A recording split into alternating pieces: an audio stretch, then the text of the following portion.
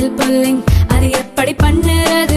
காலையில் எழுந்ததும் எதுவும் சாப்பிடாமல் இதயம் வளத்தை வாயில ஊத்தி நல்லா கொப்பளிக்கணும், அப்புறம் அதை துப்பிடணும். இதுதான் ஆயில் புல்லிங்.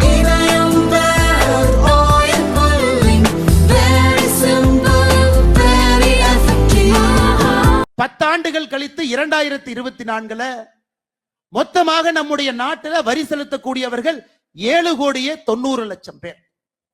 10 ஆண்டுகள்ல இந்த நாட்டினுடைய வளர்ச்சியின் காரணமாக 4,45,00,000 பேர் புதியதாக வரி செலுத்தக்கூடியவர்களாக மாறி இருக்கின்றார்.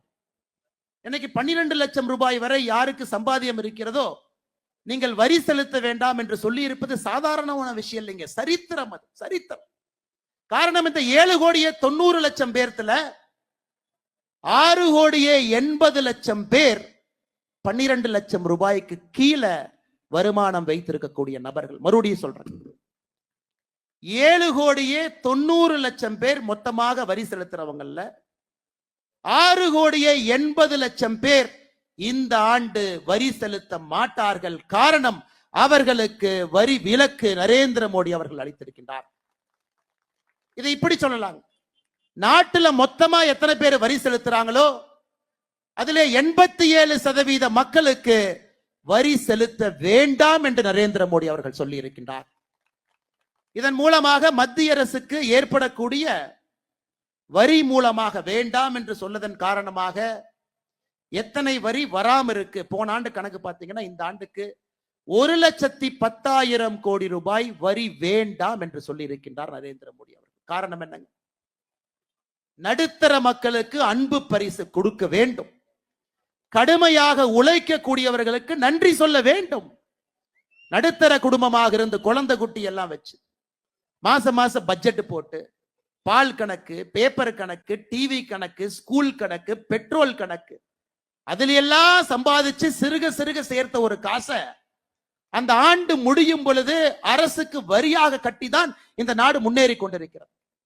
அப்படிப்பட்ட மனிதர்களுக்கு நன்றி சொல்ல வேண்டும். காரணம், உண்மையானவர்களாக இருக்கின்றார்கள் என்பதற்காக 87% மக்கள் 6,80,00,000 பேருக்கு இந்த ஆண்டு 12 லட்சம் ரூபாய்க்கு கீழே வரி வேண்டாம்.